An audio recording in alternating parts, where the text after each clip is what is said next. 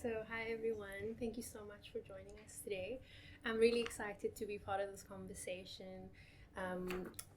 As I don't necessarily work directly or dabble directly in the fashion industry, I'm really keen to hear a lot from you and to learn from each other as well in this sensitive but very important conversation. So, we'll start right off by just starting to get to know one another and set some context. So maybe I'll start with you, Kai.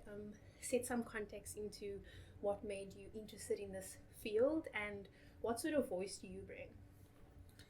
I've always been interested in fashion, but I think recently I've embarked on a sort of what I might call an anti-fashion stance. In December, I was joking with people and I said I can't even watch television because I can't look at clothing. I can't look at the way we've sort of structured life.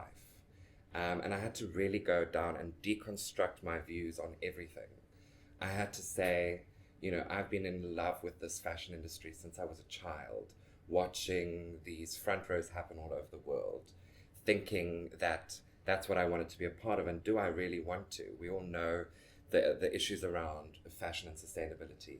And I came out of that sort of sabbatical, a very small one, a thinking time, and I realized that I could do more work operating within than without. So I felt really comfortable moving into another decade working in the fashion industry with a particular focus on sustainability. Fashion has really become about consumption, overconsumption. It's become uh, not what it should be rooted in, which really is stories and craft.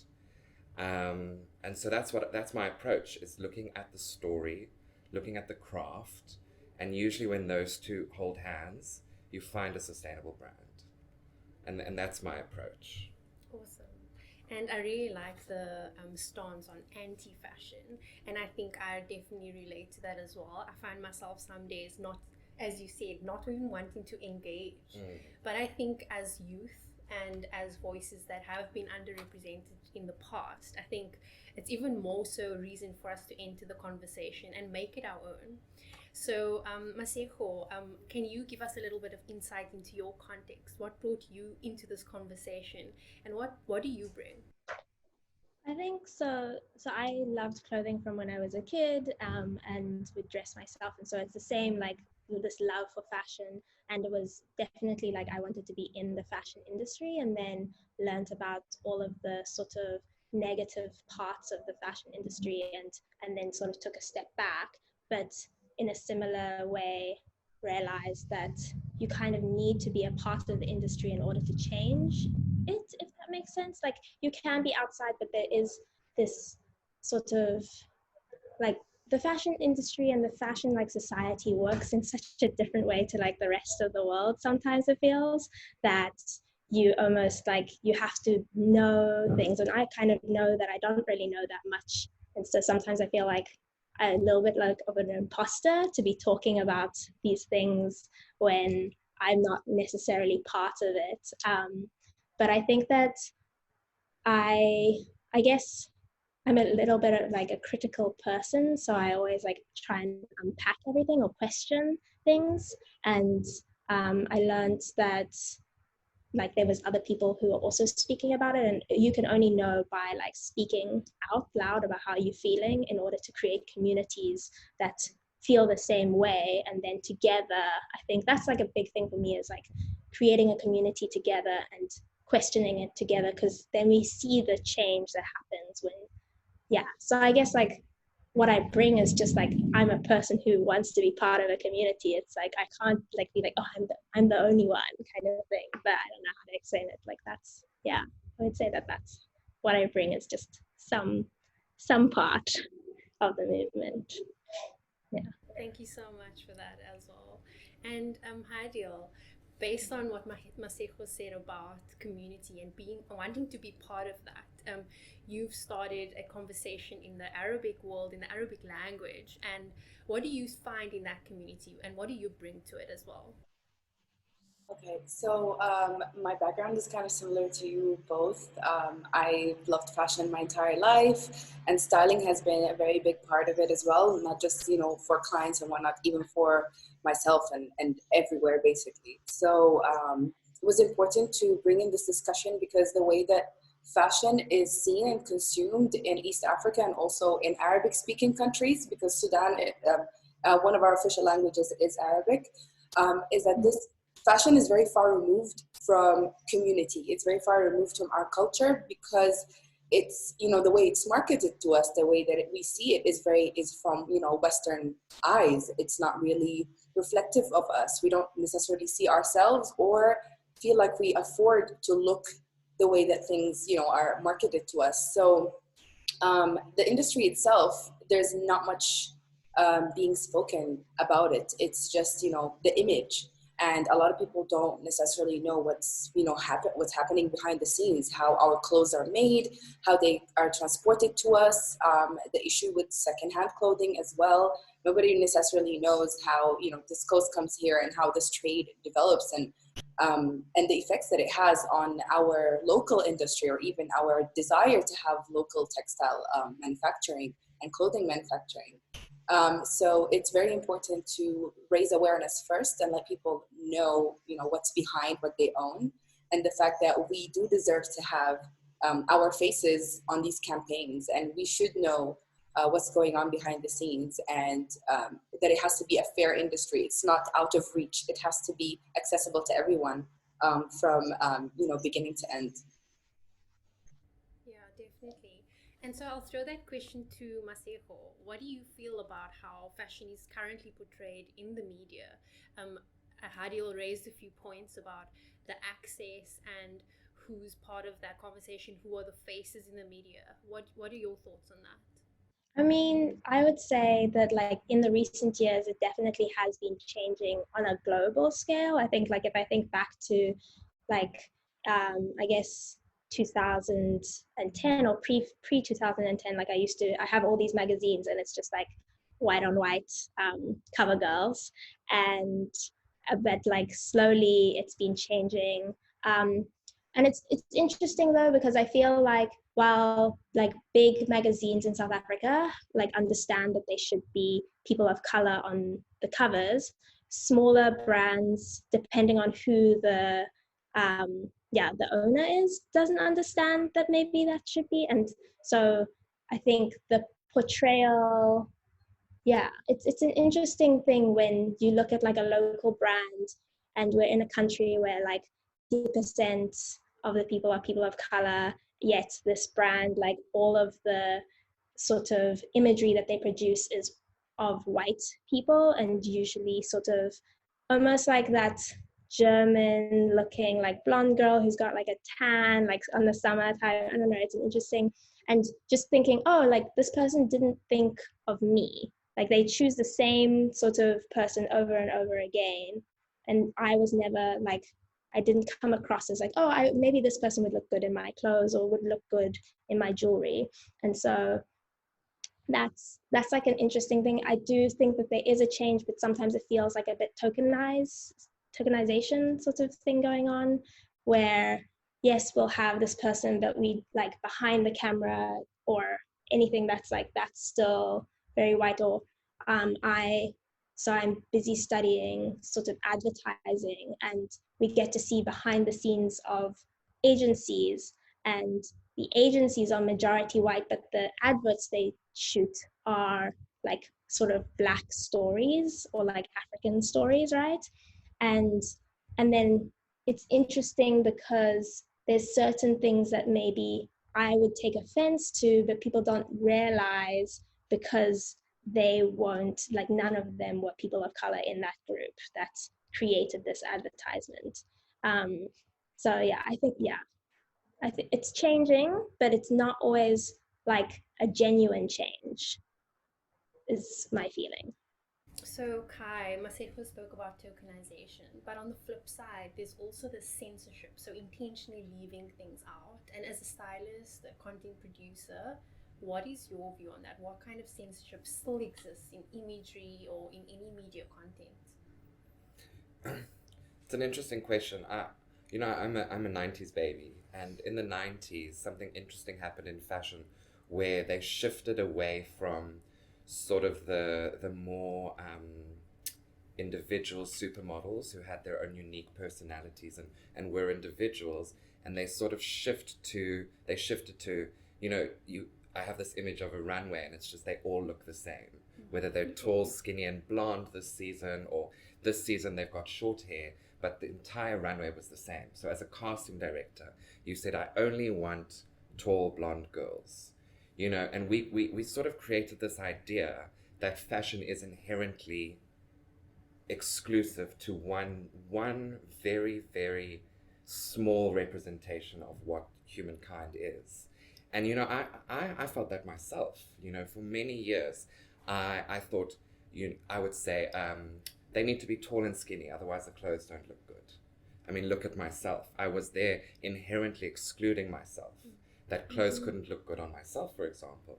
And it was this bias that I had to up until very recently, I was just operating on the assumption that unless you are tall, skinny, blonde, you are not fashion. And that's why I think representation is so important. If we look at Rihanna's recent runway, the Savage for Fenty runway that has now gone viral. Why? Because it's the first time, in my opinion, that someone has actually said, this is humankind. These are the different sizes, the different shapes, the different colors, the different gender identifications, the different backgrounds. And that was, I think we will look back at that runway. And ironically, it's lingerie because, in the fashion industry, they look down on lingerie. But it's we will look back at this important moment in fashion to say, this was an anti-censorship moment, in that no longer are we talking about diversity, because that's tokenization. We are simply talking about representation. This is the world and we are all a part of it. Why should we not all be on runways? We all wear clothes. We all express ourselves through clothes, whether we do it consciously or not. Why should we not all be a part of that? And in my opinion, the Rihanna runway of recent was the most beautifully cast runway ever. And I think we will look back at it like that. So my view is, I'm still unlearning the censorship that was sort of programmed into me. I'm still doing that myself. I used to call myself a fashion purist, but really what that was it allowed me to be elitist. It allowed me to even say, it allowed me even to say that a non-gendered person was not fashion. A trans model was maybe not fashion. I identify as non-binary. How was I actually working and excluding myself from the conversation I was creating behind the camera? So I think what we really need to do is to dig into our own minds and see what is the programming that has been affected on us by virtue of magazines, media, conversations we've had, bosses we've had. What is that programming that has caused us to censor our own creativity? And for me, that's the journey I'm on now. I'm looking at, how can I really create a conversation that speaks to the real humankind versus this imagination we created in the 90s, that is this carbon copy clone runway. And that's not cute. I mean, that's boring. An AI could work that out, Let's create something that's really meaty, that talks about where the world is now, that talks about where the world might be tomorrow. That to me is far more interesting than, a photocopied version of fashion. Yeah, and you ask such good questions around like how we need to kind of dig into our own minds and start. Actually, what I thought of when you were saying that is how immediately as we look at someone, we're already starting to box them. Okay, you're in that box of race, of gender, of sexuality, of all these little boxes. And I feel like fashion and the media in general has started to train us, or what did you say, condition us into doing this automatically. It's autopilot, and we're having to start to re-look at that and start to challenge our own selves as well as others. And so I think when for me, as like walking around with my labels, with my identities, I'm still starting to get to know myself in the spaces that I'm in, especially out of the school, the box that they created in school, and the kind of false world they've created for us in school and even university, I would say. And now, just reflecting on my first year of work, having to have this conversation with myself, having to place my identity in the spaces and places that I work in as well. So I think it's a journey. And absolutely. I think one of my favorite words from 2020, apart from justice, because now finally people are realizing that all rights are human rights, slowly, but it's unlearn. The word unlearn. I'm consciously and consistently on a journey to unlearn things that have, without my, just by virtue of how we are as human beings, we're sponges. We soak it up. We can't help ourselves. But what we can do is to think back, where does this come from? Does this really sit with my values? And how can I make sure that in my choices going forward, I've unlearned what has been forced on me, and I'm relearning what I truly believe. And Hadeel, so just kind of jumping on that concept of unlearning, what is it that you're currently unlearning in the spaces that you in? Well, one of the main things is, we come from collectivist societies where individuality is not necessarily embraced or even, promoted. They want you to find yourself, but within these confines. And that kind of goes back to what you were saying, putting people in boxes. And when it comes to a creative field like fashion, when you box it up, the creativity is basically gone, or it's really watered down. And it's only accessible or put in front the specific category of people that it's supposed to go to, when in like Kai just said, fashion clothing is for everybody. We all get dressed, so putting it in these boxes is just not great. So what I'm doing right now is, or what I'm learning, for a very long time I've embraced my individuality, but more so is unlearning the whole concept of that I have to look a specific way, or I have to dress a specific way to garner some kind of attention or appreciation or respect. And it should not. It's a really narrow-minded view, and that is something that's deep-rooted within collectivist societies as well. You address people according to what is in front of you, and it's all dependent on your own biases. And just to have these biases is not going to help us to move forward. We come from a very rich continent. We have amazing, heritage, background, culture, tradition, languages, colors. So it's essential to, kind of like step away from the things that will not really allow us to progress as individuals and as a society. And fashion has a huge part in that, even though sometimes it's looked at as, something as luxurious or frivolous, but it is essential. And if we can make changes within it, then I'm sure it's going to pass on from one industry to the other, from behavior. It will become a behavioral change, which is essentially why I'm so passionate about it in the first place. Awesome. And I guess part of unlearning is also putting ourselves in uncomfortable places, having uncomfortable conversations. So Masego, can you share any of the conversations you've recently had that's been uncomfortable, that's put you in that place, but is actually really being necessary for your journey? I think so. So one conversation, I guess, that I've been having with myself, or I would like to talk about like unlearning, is that when I was younger, I'm a small person, like but I was bigger for like my height, and so people would call me fat. And fat is not like a bad thing, is what I'm learning, right? Or like unlearning that like being fat isn't a bad thing. But also this thing was that I thought that I was fat, and when people talk about like being plus size, I thought that I was this too. And only like recently, through conversations with people who are plus size and their experiences finding clothing, I realized that like I may have fat, but I am not like in that category where and I guess that was like an uncomfortable conversation to have with myself. where it was just realizing how much privilege I have and how much I wasn't speaking out about that or asking brands even, like why their sizing only went up to an L when there's a large like market of people that would love to wear their clothes and are on the like their plus L.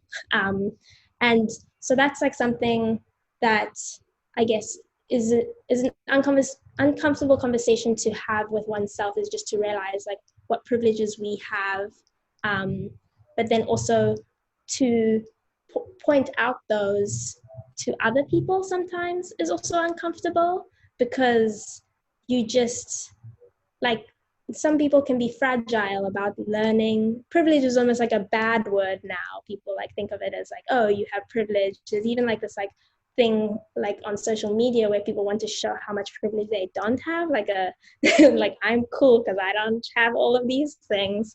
And I think that's, yeah, so that's like, it's an uncomfortable place, but we do need to recognize like the privileges that we have in order to change, and also to show like these are the blind spots that I have when talking in a conversation. I haven't had these experiences. Anything that I talk about, like I said, like I learned what it means, like what the plus size market is like from plus size people. It wasn't my own experience that this like epiphany happened. It was through talking to them too. And yeah, so I think that like privilege and understanding one's privilege and blind spots is uncomfortable, like an uncomfortable realization, because you think, oh, I'm a woman, I'm a person of color, like I'm on the bottom of this like pyramid scheme, but then realizing, but I'm actually cisgendered, I'm able-bodied, I'm a straight size person. Like there's all of these privileges and experiences that I do not have, that allow me to like go through the world with a lot less sort of I guess pain is, I don't know how to explain it, but, and so just realizing that, I think it was a weird thing. And then just also realizing how many things that I still have to learn and have to talk about, and try and bring awareness to, but also not take over the conversation. Because I think that that's sometimes something people suddenly like, oh, racism is a thing, let me talk about it, let me teach everybody about it, kind of thing. And you don't want to do that, but you also still want to bring up the conversation when it's not being had, if that makes sense. Yeah, so that's where I'm at. Thanks, Masego. What I like about what you shared is that listening aspect, and listening can also start to uncover your own blind spots. But I think what I'm interested in is, if you aren't exposed to that, how would you, Kai? How would you uncover your blind spots? Like, what is it that you have to do to start identifying that, or just from your experience, or some guidance for people? I think it's a lot of questioning. You know, it's a lot of identifying default thoughts, because thoughts, you know, with brain science, we understand that the more often you have thoughts, the quicker they are had later on. So it's about catching that and saying, this is a thought that I have without even thinking, really. That just happened. I just made that assumption. Why? It's about deconstructing it. Who maybe taught me that? What has impacted that way of thinking? And it's about then consistently rewriting it and challenging yourself, doing something differently, asking, learning. But you know, the challenge with these biases that we have is they're so automatic, they're so default, they happen so quickly that many people can just go their whole day without even catching them. I get that, but it's an effort, you know. That's, I guess, why there's a large resistance to it, because it's easy to stay within the conditioning. It's really challenging to every day wake up and say, I might be wrong here. I might be conditioned here. Where can I learn from? You know, I truly believe that if I'm not the least intelligent person in the room, I've made a mistake. Because I want to learn. I want to find out new things. And I think, I'm not sure why there's such a resistance to learning new things. You know, perhaps we call them the right wing of the current conversation. But it seems to me that that side of the conversation is so resistant to learning, you know, and they call it tradition, which I understand. Tradition is valuable. It's super valuable. It's grounding.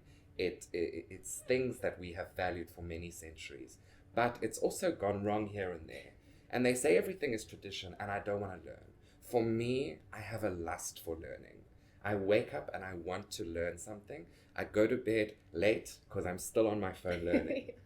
And I just hope we can encourage that a little more. You know, less about who's on the red carpet, more about who should be, or what conversation should we be having. You know, people actually research a lot, and I would just love that research skill to go towards this conversation. You know, a little bit of that time spent on social media, following up about this, you know, fashion has become really 3 things to wear. This is how you do a cat eye. This is what's in, this is what's out. That's boring to me. I always say fashion is about everything but fashion. So if you have a real lust to learn about everything, and you wake up and you say, where am I wrong? I always tell my interns, you must crave criticism as much as confirmation. And I think that is so important. Wake up and say, where's my thinking a little wrong? And hopefully by the end of the day, you'll have identified something. That's how I do it. I don't think there's any secret recipe. It's just about consistently doing it. Yep. And he's mentioned quite an interesting thing about researching. And Hadeel, you've done a lot of that in your kind of research into East Africa, and starting to ask this question about how we can decolonize sustainable fashion. How do we start to create and frame this local idea? So what has been your experience in this, and how has that shaped your thoughts and what you start sharing in media as well? So from the general context, I'm actually quite upset that we have to decolonize a sustainable fashion to begin with, because we already have to do that for the overall fashion industry. And I've said this many times, I've written this as well, and for a couple of articles and even my own research, that sustainability as a whole is deeply rooted within Black and brown cultures. It's just a way of life. It's part of the lifestyle. A lot of the things that we do today, if we just take a second to analyze, and we'd be like, oh, why am I trying so hard to take care of this item that I have, whether it's clothing or anything that I use on the daily, to make it last longer? We don't necessarily think about it. It's just naturally a part of who we are. It's inherently within us. It's been passed down from our parents to us, from our ancestors. We just take care of our things, even if we can afford to replace or buy something new, or, you know, experiment. We still take care of what we own, and it's just been like that. And even when we're done with what we have, if it's a piece of clothing, we feel like, okay, I've used it enough. We pass it on to the people in our lives, or we repurpose it. We, you know, upcycle. I mean, the term right now is upcycling or DIYing, but honestly, it's just like, oh, I'm finding a new use for it because I can still use it. I just don't want to use it the way it is right now. So yeah, so the fact that we have to decolonize and, you know, bring back this conversation is just, for me, it's like, but why, if it's already something that we do? And this is what always happens. And this is something that really upsets me, the fact that we have to look at the Western world taking things that are part of our heritage, a part of our way of life, and making it trendy, making it cool, making it in season. And then it's like, but this has been my life, and it has been everyone's life within, you know, my family bloodline or whatever, you know. So a lot of what we've been doing is really not just talking about it, because talking about it is great. Raising awareness is even better, and just educating ourselves and trying to educate others. That's a huge part of what I do. But more so understanding why what we do is taken and made into this really cool, never been known thing. It's very essential to have fashion designers or anybody really that works within the African fashion industry in all of its sections to really talk about how, oh, this is what we do. And to really bring, basically, I don't want to say take it back, but in a way, it's like we're taking ownership of what we already do and what we already know. And instead of making it trending, just be like, no, that's just a way of life, So when we change the conversation in a way where it's like, no, you cannot, like Masego said, we're not going to tokenize sustainability in that, in that regard. When you just be like, no, it's completely normal. We are instantly decolonizing. We're showing, what they're trying to do with basically taking what is a huge part of our culture and making it cool. We should be like, no, it's been cool. It's been done. You're really, really late to the game, by the way, like centuries late, decades late. So it's necessary to talk about like this. And a lot of the content that I try to produce, both in English and in Arabic, it has that sarcastic voice within it, because we need to be able to conversate. I want this to be a conversation. I want everyone who's going to read even all the research that we do when we go and we ask, people that, a lot of my research is within the secondhand industry. When I go and ask the traders, or the people that, are even the resellers, the people that shop, like, every one of us, I always ask in a very conversational way, because we have to, even how we address this topic has to be done in a very, community way, like how I would speak to a friend.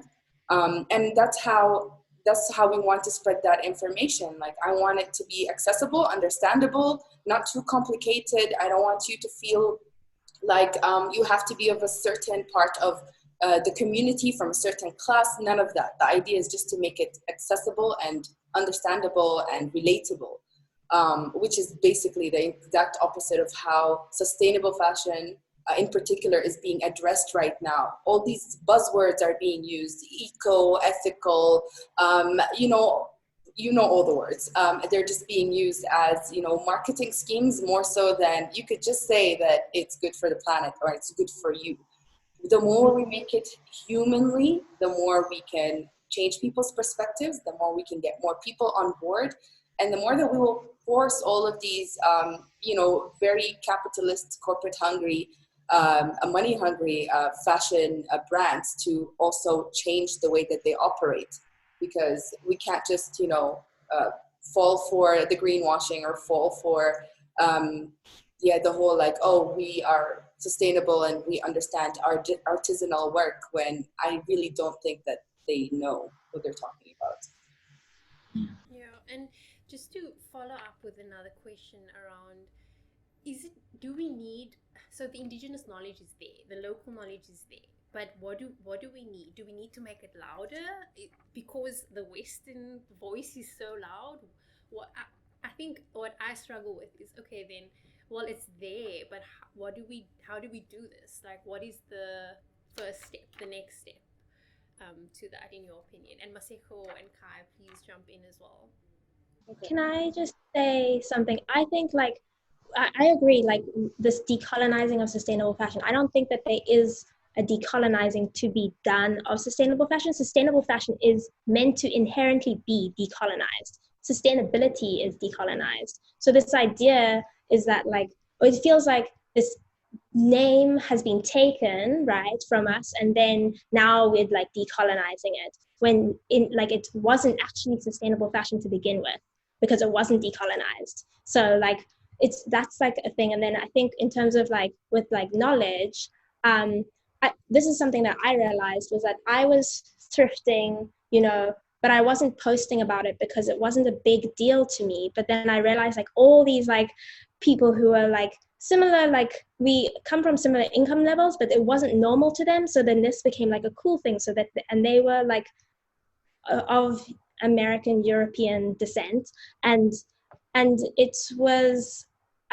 that's when I realized that I should also be talking about it. And I think that is like kind of part of the issue, is that Indigenous people and also like lower income communities, they do these things out of necessity sometimes, or just out of tradition. And they don't, it's normal, so it's not something that you want to like shout out about. It doesn't seem like something to sort of flex. And that is like where like we have to learn that, oh, maybe we should just be flexing it, because it is something that we're doing. Like people in South Africa, like lower income people, are probably like the most sustainable. They take like the public transport, they have secondhand clothing and stuff, but they're not talking about it. And also the words, as you said, like the words around it, there's no maybe word in like Xhosa, for example, for sustainability, but as soon as you explain the concept, it's like, oh yes, of course, we see it, that like climate change is happening. It's like really like ruined like our crops or something like that. I don't know, I'm just like spewing things now, but did you know, like, so I think that for me, it's this thing of like people who are privileged enough to choose to do something will speak about it as if it's like a humanitarian thing that they're doing for everybody. But people who are just doing it out of necessity, they don't see it as something like, oh, that we should be like talking about. And so they don't. And so then their voices don't get heard because they're not shouting it from the top of the roof. They're just doing it. Does that make sense? Definitely. And I feel that in some cases there might even be some shame to it. I think even for myself, when I was in high school, there was a lot of shame about, oh, I couldn't afford to buy this new top or, this new trending item. And so I think that there's still that underlying shame that we almost need to, I don't even know what the word is, but just eliminate and start celebrating it. So do you feel that there's currently influencers, there's currently designers, content creators who's leading some of these changes that we've mentioned today, in terms of the representation and in terms of also being a voice for change? Kai, you can go ahead.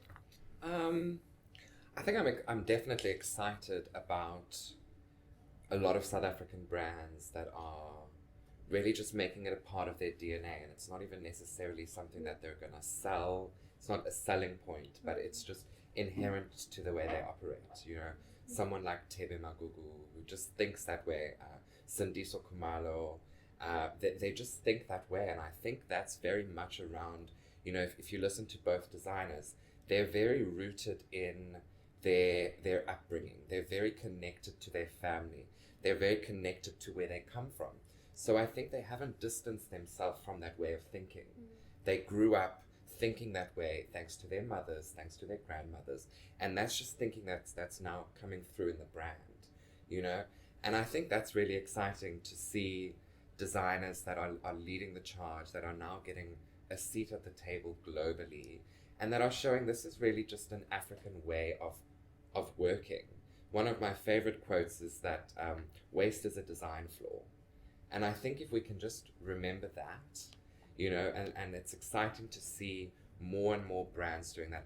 I just hope sustainability becomes sustainable, that it's not just going to be here for a few more seasons, that it's really going to U-turn how people are looking at it. And I think two things I just want to add is, one, we need to keep brands and influencers accountable.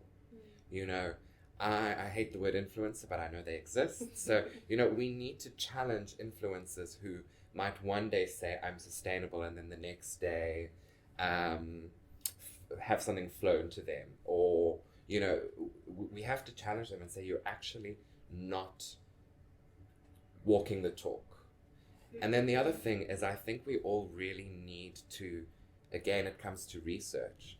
We all, we need to do a little bit more research. If a brand says, I'm sustainable, we're just like, okay, great. Why are they making that claim? What credibility is behind that claim? It really just takes a little bit of Googling, a little bit of understanding. What is behind this brand's use of ethically conscious? What is behind this brand's use of environmentally friendly? And often you'll see, as Hadeel mentioned, it's largely greenwashing. Similarly to the queer space, pinkwashing happens all the time. So I think it's about holding brands accountable. you know, and it's about being able to say, I'm not going to shop there anymore. I've had a real change with how I use money, because I had a terrible, it was just this imaginary concept. So I didn't really have a connection with it. But I've now changed my view of money, and I've said every single cent I spend is a vote for the kind of future I want. So I question everything. You know, before I go and buy something, before I trust what an influencer has to say and just blindly go, before I just accept that a brand is sustainable, I really go and search before I give you my vote for this future. Are you living up to your campaign promises, you know? Yeah. So it's about holding people accountable and doing the research. Yeah.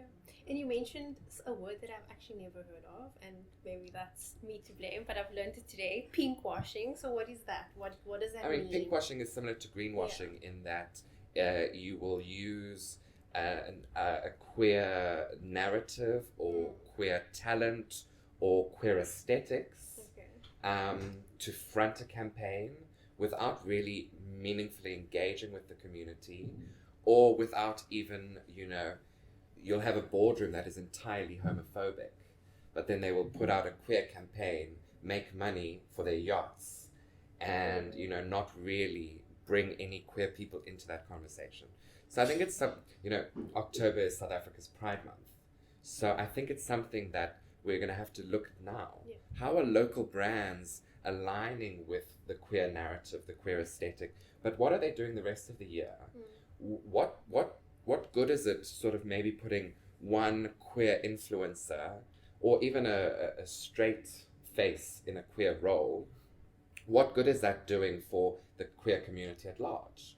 So, you know, I'm always on the lookout for pink washing. I'm always on the lookout for greenwashing and all the other kinds of washing that the capitalist monstrosity is doing all the time. And I think we have to be doing that. What's happening behind? What's in the boardroom? What's in the production house? What's happening in the design space?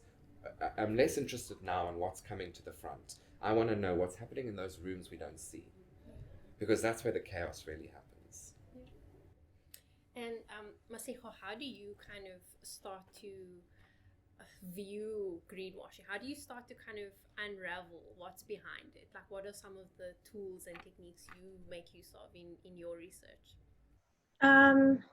I guess it's the same. You only ever know something is greenwashing if you do the research behind it, right? Like, there is no, like, greenwashing is so good at telling you what you want to hear. Like, that's why it's called greenwashing, is that you think it is sustainable. And so it really is just about researching, and doing like just a Google search sometimes will help you understand, because there are people who are going to be talking about it. But I think that, yeah, it's always difficult to know, like, as the years go on, I feel like greenwashing gets better and better at like doing its job, because they'll make a mistake and then they'll be called out for it, and then this company will just change it a little bit and then put it out again. But I think like another thing that I've been looking out for is woke washing, and that's like, you know, like, this is the whole thing about like tokenizing. And recently, especially with the Black Lives Matter movement, like the resurgence of it again, that was something that I felt like even people themselves as individuals were doing. It was like, I care about Black Lives Matter, Black Square, let's do it.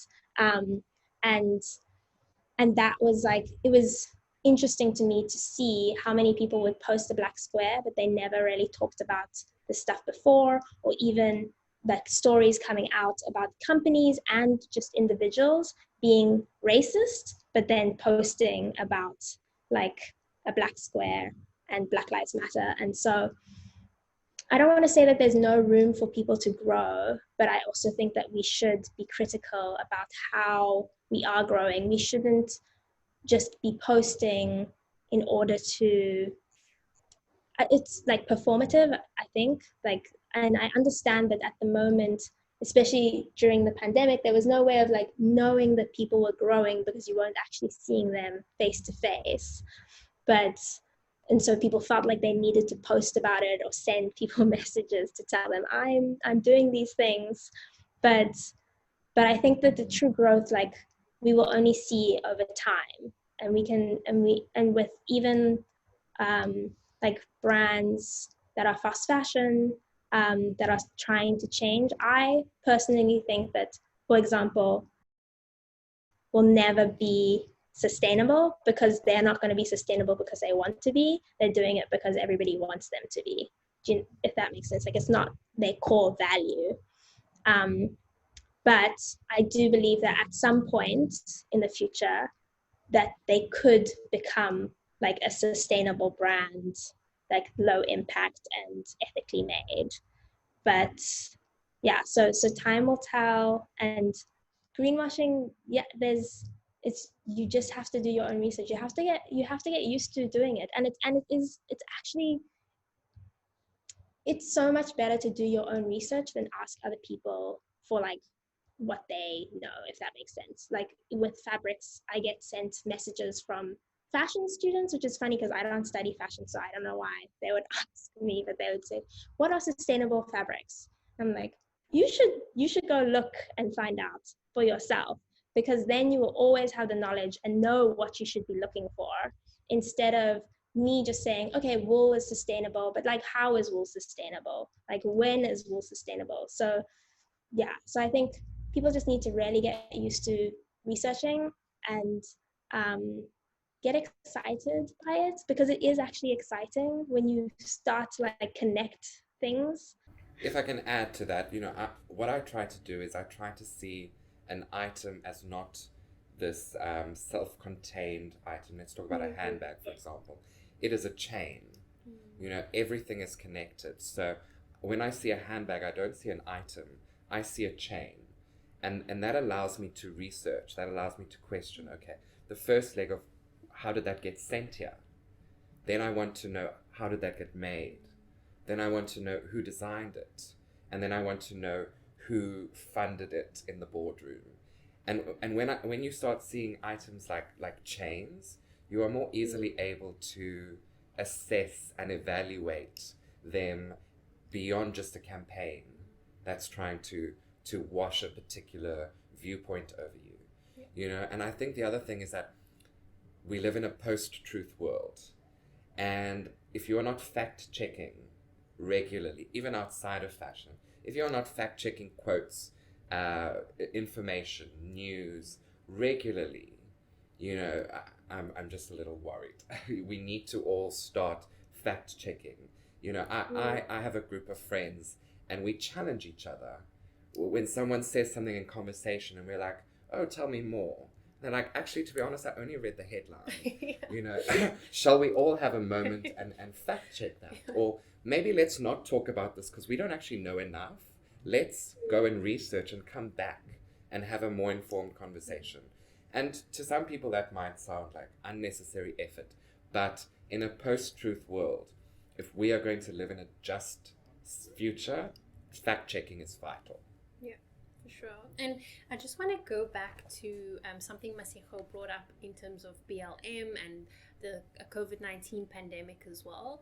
It's kind of brought about, it's this issues that are affecting the globe, right? And we're starting to have to navigate our world a little bit differently. We're online more. Masego mentioned that you can't see if people change. You have to, like, they have to tell you online. And so I wonder, Hadeel, do you feel like there's any opportunity in that to start driving change in this new way of living and navigating our spaces? Do you feel that there was any opportunity, or there is to come? I feel like a lot has changed more so because of the pandemic that we're in.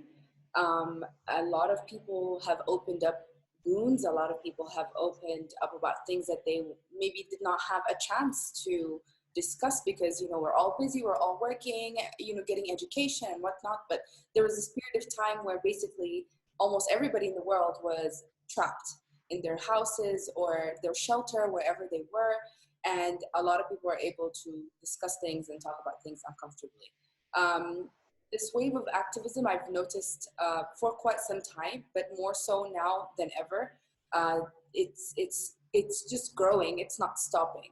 What always happens is when a crisis or a big issue or a human rights issue is raised in all sorts of media, not just social media, or even in real life, because I'm more concerned about what's happening in real life, even though media helps to get the message across globally, is that people are still talking about it. So things, usually they talk about something and then it's replaced with a new headline, it's replaced with a new thing. But this is becoming constant, and it's a great opportunity because these are things that affect us every single day. Whether we're talking about race issues, these are issues that are in every part of the world. There are prejudices that we need to discuss in order to dismantle. And when we talk about industrialism, when we talk about capitalism, these are also issues that are part of everyday life, and every person in every community is affected by it in one way or another. So if the people that do have this opportunity to discuss it are able to discuss not just on media, but able to make the changes within their communities. Now, I always say, how about we start with our own families? Because we're all, we're all living together for the most part, or we're in close, family doesn't even have to be your immediate family. It can also be your friends, the people that you're surrounded with every day. So if we start with our small communities and then we extend, if we're able to get our voice heard through social media or through actual, traditional media, that's also great. But we have to, we have to walk the walk, really. It's mostly about action. Talk is very cheap. It's very easy. We can do it. Posting is super easy as well. We can copy something that's been said before and just paraphrase it. And, that's where it becomes a performative thing. But when we're actually following up with action, when we're doing it for the bigger purpose of our communities and for the health of our people as well, because it does affect that both mentally, physically, and if it affects our everyday life. So when we're doing this real life action and we're talking about it, it's less preachy and it's more like, this is a matter of fact. So, and you're pushing people to think a little bit outside of the box and think critically, which is a theme within this masterclass today. We have to question ourselves and even give people the tools to question themselves. It's not a bad thing to do that. It's, if anything, you're changing. And so with what's happening these days, I think it's a great opportunity for us to continue our work within our communities and within the mediums that we practice, what we're practicing in terms of our activism and awareness. And it won't stop, because I feel like I'm very confident this is not just a trend. It's not just a short-term thing. It's becoming a real push into this direction of sustainability and just and changing the way things have been going on for the past 50 years or so. Yeah, and I think part of that as well is there's some spaces, some communities where we're just talking to people who believe the things we believe. But I think the real change is when we're starting to kind of spread that further than the people we're comfortable talking to, our little echo chambers, and starting to invite new voices into the space to learn about new experiences, to learn about different perspectives, and to not to make it comfortable and only safe, but also to get comfortable with being uncomfortable and having these conversations as well. So I find myself always reminding myself to do that, and not to be shy and not to be reserved too much, and starting to use my voice a little more. So I want to ask again about the influencers and possibly designers and other creatives in the space that you two are excited about. Kai mentioned a few. So Masego, do you want to mention a few of those that you're excited about? So I think something that this actually links to the Black Lives Matter movement was that people started sharing more BIPOC people who are talking about sustainability in the space. I think for the longest time I thought there was only a few of us, and then suddenly realized that there were tons of us, just people weren't talking about us that much. And I would say influencers, but I don't really like the word, but I know that we are like seen as like influencing people. So that's, but yeah, I think so. There's so many that, yeah, it's hard. But I think my two main people are Dominique Drakeford and Aja Baba. They, I feel, are so great in terms of, for me, when I first came into the space, there was a lot of like white voices that I was hearing, and sometimes it would borderline on like saviorism in terms of ethical fashion and like we need to save these poor garment workers, which like we do need to like not have these poor conditions, but they also have their own voices that should be heard. But and Jababa, the way that they speak about things really helped me change my perspective and realize that I should be looking into South Africa as well. Because for the longest time, I was like, oh, what is America doing? What is Europe doing?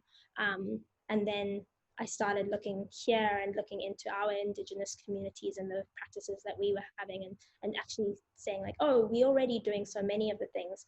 We as like South Africans actually have almost like less to unlearn in a way, because there's so much that we're doing. It's almost like we have more to celebrate that we're just not celebrating, because at the moment there's a stigma against a lot of the things that we're doing. And so I would say that those are my two people. I would agree, Sindiso Kumalo is, I love her.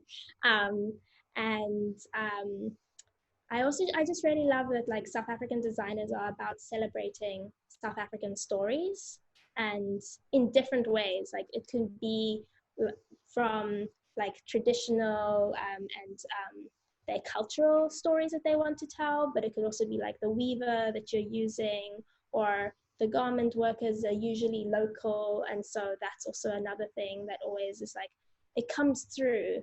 For me, I really like good, because they use different sort of local factories and weaving houses, and they talk about that.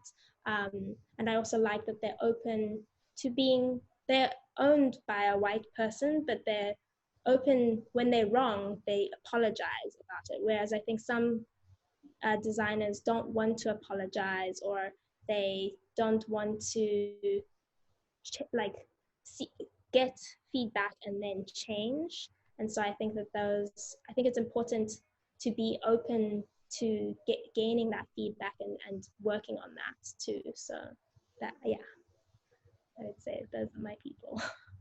Awesome. And Hadeel, what are some of your favorites? Well, when it comes to like people that are talking about sustainability, I definitely Aja Barber. Um, she she just reminds me of myself in a way, because she looks like me. She talks about the similar struggles that we go through when it comes to, you know, finding clothing for us. And just like Masego said, she's very she's very real. And a lot of the times what we need are people that are going to tell us things in the most frank way possible. And those are the kind of I also don't like the term influencers, but those are the kind of people that will really do influence change and get people to question themselves. And I think she's also very strong in the way that she addresses herself and her beliefs. And it's not preachy at all.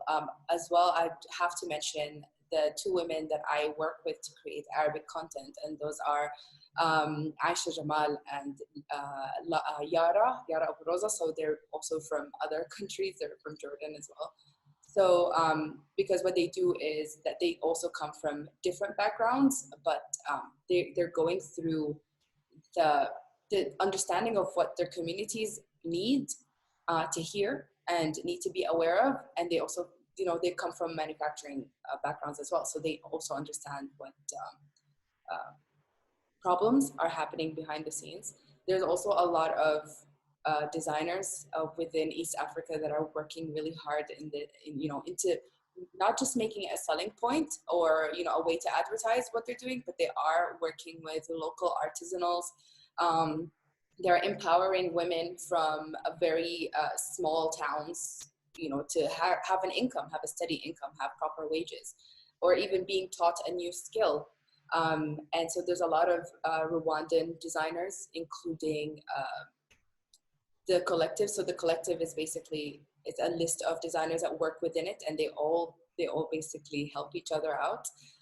The names are kind of they're escaping my mind, but I will try to remember a couple of names. And there's a few Sudanese designers that are up and coming, that are really trying to use, locally made fabrics, work with local artisanals and tailors and seamstresses and whatnot. So I try my best to support when I can, because I do travel quite a bit across East Africa, and I try to also like help basically uplift what we have here in Sudan. We don't necessarily have an industry, we have a growing scene. And through our work with, the Sudan chapter of Fashion Revolution, what we do is, try to have a proper infrastructure for the fashion industry to begin, because we had an amazing industry in terms of textile, and that has stopped because a lot of economical and mostly political issues. But now we're kind of like industry birth, and it's essential to be present and to try and see how we can really create a sustainable industry from scratch, not having to change something that because it does not exist. Cool. What I liked is when I asked you guys this question, you mentioned some of the things you liked about these influencers or designers, and you mentioned frankness. I think also previously you said sarcasm is something you like to use in the way you speak about it. Masego, you mentioned storytelling as well. And so I think what other things can we do collectively or individually to contribute to this conversation of more diversity and representation in the sustainable fashion conversation? So Kai, maybe let's start with you. I think Masego mentioned it earlier. It's about being real about your privilege and looking at the rooms you're about to walk into, and if it's not representative, use that privilege to say something about it. If you're on a panel that is entirely white, as a white person, you should be pointing that out. If you are on a panel that is entirely cis-het individuals, as a cis-het person, you should say, perhaps we need a queer voice on this. Perhaps we need a woman's voice on this. I think it's about owning we have privilege. So why not own what good we can do with it and use that to change the rooms we walk into, while also unlearning the inherent biases that come with that privilege. But it is a power, and it's a blessing. So honor that by walking into the space and saying, we don't have a representative view here, or the creative team here is not really representative, or the thinking team, Masego mentioned advertising agencies.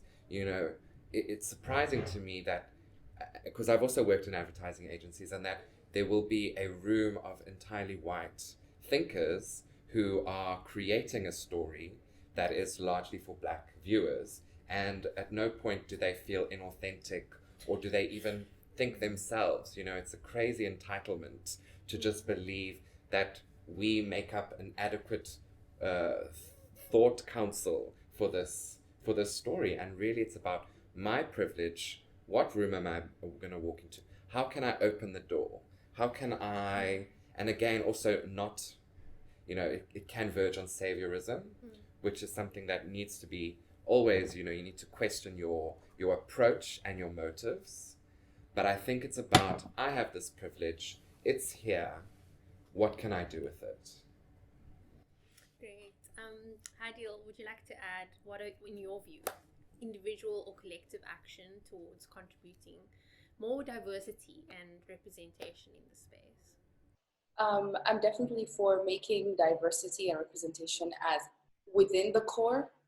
When it comes to marketing and advertising, it has to be the norm less than, you know, oh, look, we have someone that looks like you or presents you within this collection, and maybe next collection we might get someone that looks like you, but it's not guaranteed. So when we have that within the core, just like a lot of African designers and, you know, companies with the, you know, the manufacture clothing from Africa, a lot of them are, within their core lies sustainability, whether it's ethical, you know, worker situations, or the way they're sourcing their fabrics, or the way that things are made. If we look at diversity as just the normal, then that would be a great way of marketing. Also, if you know, advertising has been mentioned several times here, and it is basically true. It's a small room with people who are trying to create a story or a message for others that are not them. It's essential to have these stories created and crafted for the people, by the people. If that is not a possibility, then maybe we should look at advertising a little differently, and not necessarily rely on agencies or companies and whatnot, and literally utilize what we have. For instance, in Sudan, we have very limited resources because we're going through an economical collapse. But at the same time, we're going through this like political renaissance where we're growing, we're thriving. It's a whole new era for us. So what you will see happening right now is that we also have a lot of racial tensions and tribalism in Sudan. But what's been happening in terms of advertising is, with these limited resources, a lot of designers, a lot of creatives are literally looking at their community for not just inspiration, but as the representatives of what they're producing. So when I show you, you know, someone that you would probably see walking down the street wearing this amazing gown or whatever it is, and you'll be like, oh yeah, I can get that. Probably the only issue between you and this garment is maybe, okay, when can I get it? And how much, you know, just getting that information of how much will it cost me and how can I get my hands on it. It won't be a thing of questioning yourself or your identity. If it would look good on you because the person or the people that are wearing these clothes don't, you know, they don't represent you. So I'm very for community work. I'm very for addressing and marketing things differently. I come from a PR and marketing background, so I know all about, you know, creating a lot of, you know, jib jabber and using a lot of buzzwords and a lot of basically, at the end of the day, like we mentioned, it is performative action. Just using that as a way to sell, when the item, the company, the person who's making it themselves, that should be the selling point. Awesome. And again, it's about taking action and not just talking about it. So thanks for that. So Masego, we'll be wrapping up with you. Any final thoughts on what we spoke about today and our individual and collective contribution to this conversation?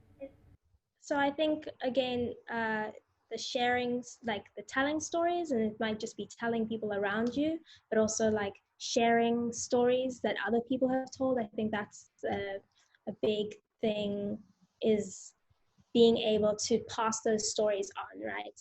It is part of like even our cultures in Africa is to tell stories and oral history and stuff. And so that is something that we should be doing more of. But I think another thing that I wanted to add, which is from a different point, is that in Africa, I feel our brands have this almost upper hand where a lot of them are working within in the continent and are able to be sustainable in that way. And so it is about like the story that we're telling about how they're creating the clothing. I think sometimes it's seen as, oh, it's like crafty or something, but we're not like creating this like luxurious story around it that is like selling it to people. It is weird because I have a weird relationship with marketing where I feel like it's pushing you to buy things that you don't really need sometimes, but also at the same time it is like it's really important, and part of sustainability in the capitalist system that we live in at the moment is financial sustainability, and it's important to think about how we tell stories about brands, and how we tell stories about the things that we're doing that show it in a light that is seen as the sort of sexy thing to do, right? Like that is, I think people want to feel like they're doing something cool and sexy or whatever, and so that is kind of what we have to sell it that way at the moment, I feel. Yeah, up until it becomes default, right? So, yeah, so thank you guys so much for joining me in this conversation today and creating this space as well. It's been very informative, but also quite enjoyable, uncomfortable at times, but that's to be expected, right, for these type of spaces as well. So, thank you again. And it's awesome that we get to do this in person, but also online. So, yeah. Thank you so much. Thanks, Thank everyone. you. Thank you.